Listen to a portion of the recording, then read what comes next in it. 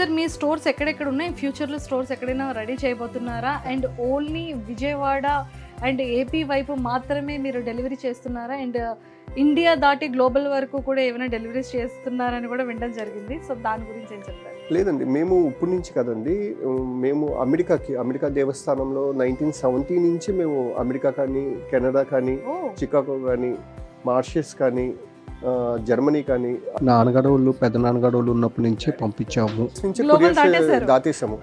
ఇప్పుడు మీరు అమెరికాలో వెంకటేశ్వర స్వామి ఉంది, టిటిడి దేవస్థానం గుడి ఉంది, దానికి సంబంధించి కంప్లీట్ వర్క్ మేమే చేసామండి. అమెరికాలో ఉన్న టిటిడి దేవస్థానం కానీ అలాగా మేజర్ పెద్ద పెద్ద ప్రాజెక్టులన్నీ ఎవరికైనా ఇప్పటికీ అండి. నిన్న ఒక 3 days బ్యాక్ కూడా రాములవారి సెట్టు, శ్రీరామనవమి వస్తుంది కాబట్టి రాములవారి సెట్టు, మొన్న మా జర్మనీకి వచ్చేప్పుడు శివుడు సెట్టు, 2 అడుగులు 3 అడుగులు పంచలోహ విగ్రహాల సెట్లు తీసుకెళ్తూ ఉంటారు. ఈ రోజుకే ఆ కాంటాక్ట్స్ అలానే ఉన్నాయి, అవి ఇప్పటికీ మిస్ అవ్వలేదండి.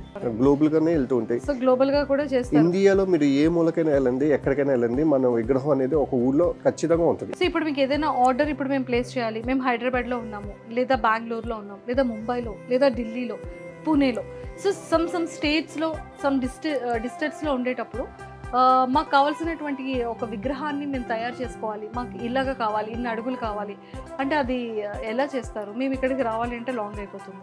సో మీరు ఎవరైనా వెళ్తారా, లేకపోతే ఆన్లైన్ త్రూ ఏమైనా ఇమేజెస్ని కలెక్ట్ చేసి? ఇప్పుడు ఈ మధ్య కాలంలో ఆన్లైన్ అనేది చాలా ఎక్కువ అయిపోయిందండి. వాట్సాప్స్లో, మెయిల్స్లోనే ఆల్మోస్ట్ వర్క్ అంతా అయిపోతుంది. వాళ్ళు ఎంత పెద్ద విగ్రహం అయినా కానీ ఆన్లైన్లో మనకి చెప్తున్నాడు, ఈ విగ్రహం పంపించండి, ఈ విగ్రహం పంపించండి అని వాళ్ళ మెజర్మెంట్స్ కానీ అవన్నీ మాకు పంపించేస్తున్నారు.